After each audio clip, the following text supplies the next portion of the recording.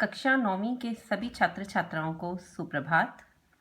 आज की वीडियो में बेटा जो आपके सिलेबस में न्यू चैप्टर्स ऐड हुए हैं व्याकरण भाग से, उसको हम रिवाइज करेंगे। उनमें से जो इजी चैप्टर हैं जैसे कि पर्यायवाची शब्द, ये सभी चैप्टर्स आप 6 ऑनवर्ड्स क्लासेस से करते आ रहे हो, तो उन्हीं को ही हम रिवाइज कर रहे हैं। जैसे यहाँ पर पर्यायवाची दिए हुए हैं जिन्हें समानार्थी शब्द या पर्यायवाची शब्द कहते हैं। कुछ महत्वपूर्ण पर्यायवाची शब्द निम्नलिखित हैं: अचल, पहाड़, पर्वत, शैल, गिरि, भूधर। अतिथि, आगंतुक, मेहमान, पहुना, अभ्यागत। अमृत, सुधा, पीयूष, अमी, अमेय, सोम। नेक्स्ट है आभूषण, जैसे गहना, अलंकार, भूषण, विभूषण। यहाँ पर ये 1 पेज पर पर्यायवाची की जो एग्जाम्पल दी हुई हैं ये PDF की फॉर्म में आपको पहुंच जाएगा आपके पास, तो आपने ये सभी लर्न करने हैं। आप इनके जो 3 आगे नेम है वो लर्न कर सकते हो। जैसे अचल के यहाँ पर इन्होंने दिए हुए हैं ना, पहाड़, पर्वत, शैल, गिरि, भूधर, तो आप इनमें से आपको जो भी 3 इजी लगते हैं आप वो लर्न कर सकते हो। ये आपका पर्यायवाची शब्द का चैप्टर है। नेक्स्ट चैप्टर बेटा आपका है जो ऐड हुआ है वो है विपरीत शब्द। तो विपरीत शब्द में भी आपको ये 1 पेज यहाँ पर विपरीत शब्द दिए हुए हैं, ये आपको सारे लर्न करने हैं। जैसे अभिज्ञ, अनभिज्ञ, नवीन, प्राचीन, आदि, अंत, आशा, निराशा, अभ्यंतर, बाह्य, गुरु, लघु, चिंतित, निश्चिंत। तो ये विपरीत शब्द, पर्यायवाची शब्द, श्रुति संभिनार्थक शब्द आप 6 क्लासेस 6, 7, 8 अब 9th में भी हैं, तो वही आपने रिवाइज करने हैं। इनमें से कुछ वर्ड हैं बच्चे जो आपको थोड़े से अलग लगेंगे, डिफिकल्ट लगेंगे, बाकी आपको सभी देखिए यहाँ पर उतार चढ़ाव, नगरी, ग्रामीण, धर्म, अधर्म, नम्र, कठोर, पवित्रता, पतिव्रता, उल्टा, बुराई, भलाई, बहुत ही इजी है। तो ये आपका एक विलोम शब्द का 1 पेज है। और नेक्स्ट आपका चैप्टर है श्रुति संभिनार्थक शब्द। अब जैसे कि श्रुति संभिनार्थक, श्रुति मतलब का अर्थ होता है श्रुति सुनना, सम समान, भिन्नार्थक पर जो सुनने में समान लगे पर उनके जो अर्थ हो वो भिन्न हो, उन्हें बोला जाता है श्रुति संभिनार्थक शब्द। तो इनके आपको जैसे यहाँ पर दिया हुआ है अंक, अंग, ये सुनने में कुछ सेम लगते हैं पर इनके जब हम अर्थ की तरफ जाएं, अंक गोद को बोलते हैं और अंग हमें पता ही है शरीर का एक हिस्सा। ऐसे ही अवधि, अवधि, अवधि होता है समय सीमा और अवधि बोली होती है। कली, कली, कली कलयुग और कली अधकिला फूल। ऐसे ही अनल, अनिल, अनल अनिल वर्ड तो हमने पर्यायवाची में भी किए हुए हैं। अनल आग को बोलते हैं और अनिल हवा को बोलते हैं। अवश्य, अवश्य, अवश्य जरूर, अवश्याचार। करम, क्रम, करम बोलते हैं काम को और क्रम बोलते हैं सिलसिला। समान, सामान, ऐसे ही दीप, द्वीप। आपको ये श्रुति संभिनार्थक शब्द लर्न करने हैं जो आपको PDF की फॉर्म में आप तक पहुंच जाएंगे। तो 3 चैप्टर आपके ये हैं बच्चे, पर्यायवाची, विलोम शब्द और श्रुति संभिनार्थक शब्द। अब नेक्स्ट हम चलते हैं आपको ये आपने किया ही हुआ है, शब्द और पद की परिभाषा लिखें। पहले तो शब्द किसे कहते हैं?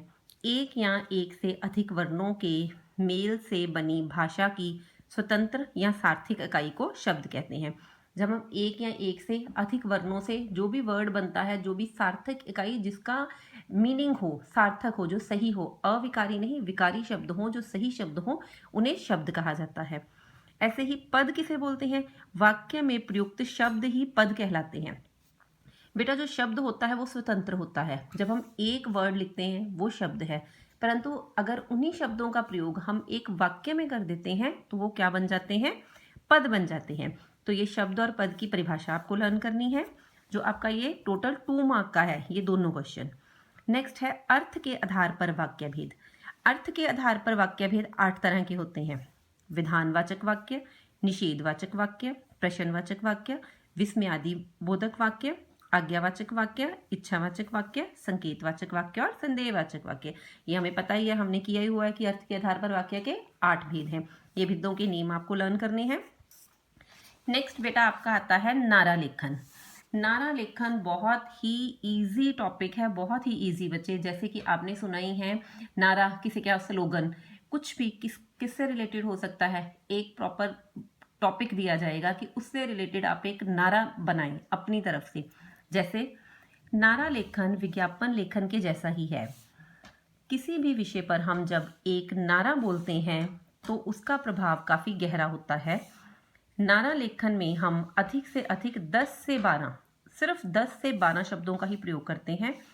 भाषा इसकी सरल स्पष्ट होनी चाहिए ताकि जो हम नारा बोल सकें उसको हम आसानी से बोल सकें और आसानी से ही सुनने वालों की वो समझ में आ जाए।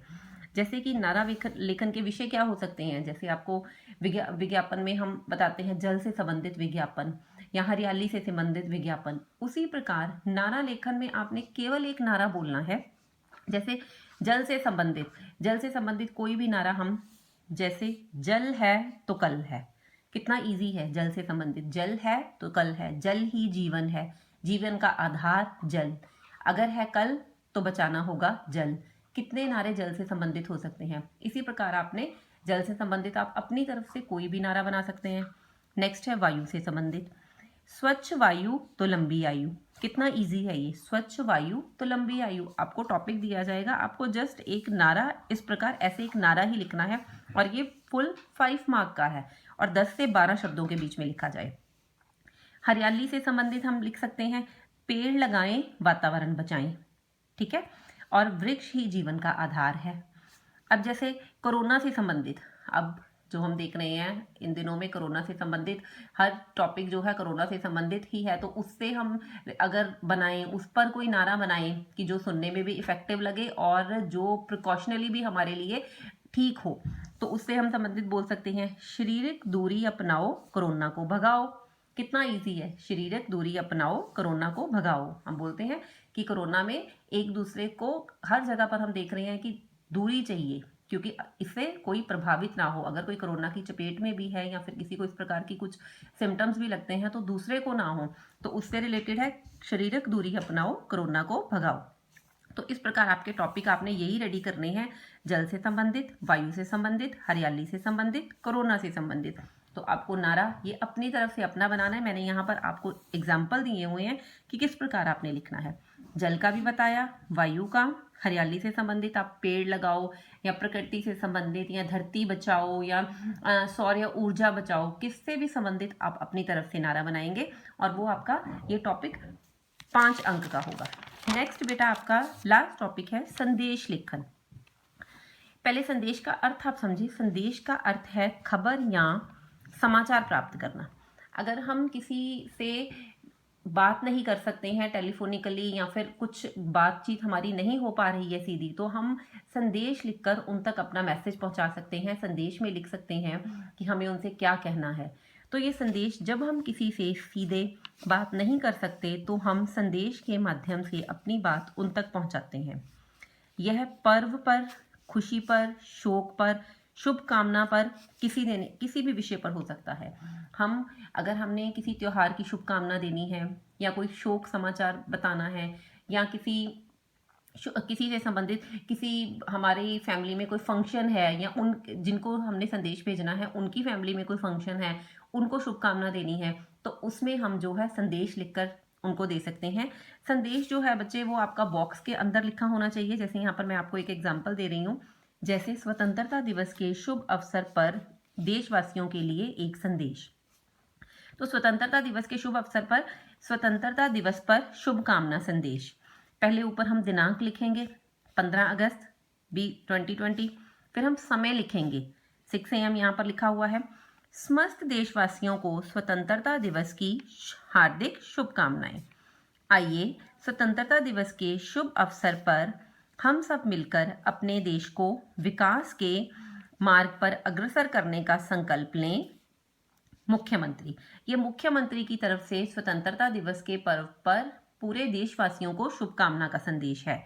तो आपको इसी प्रकार संदेश किसी शोक पर आपने किसी को संदेश लिखना है तो वो आप इसी प्रकार लिखेंगे। ऊपर आपने पहले दिनांक लिखना है, फिर समय लिखना है, फिर शोक का समाचार जैसे ही आपने सुना तो आप उस विषय पर लिख सकते हैं कि आप बहुत ही दुखी, मुझे बहुत ही दुख हुआ कि जब आपकी तरफ से मुझे पता चला कि आपकी दादी जी या दादाजी, आप कुछ भी लिख सकते हो, कि बीमारी से ग्रस्त होने की वजह से इस संसार को छोड़कर चले गए हैं।